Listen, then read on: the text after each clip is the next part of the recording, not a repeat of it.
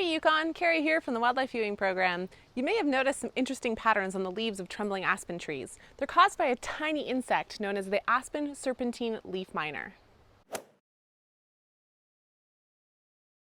Little tiny white moths lay their eggs on the leaves of the trees.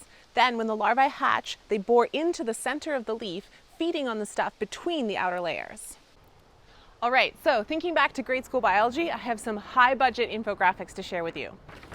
So we have your basic leaf structure. You have the outer layers of epidermis, and then in between those very thin layers are mesophyll. Now there's different types of mesophyll, and there's other things in there, but we're not getting into that right now. I can't do it.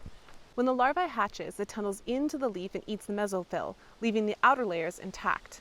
The tracks are what's left over from this binge eating, giving it the name serpentine leafminer.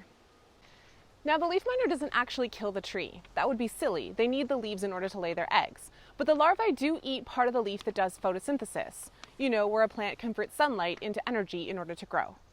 So if a tree is infested with leaf miners, it might impact its ability to photosynthesize, and the tree could struggle to grow. Leaf miners are actually part of the natural forest cycle. Their populations are influenced by things like really cold winters or warm, moist summers. Plus, they provide an important food source for birds, dragonflies, and other insectivores.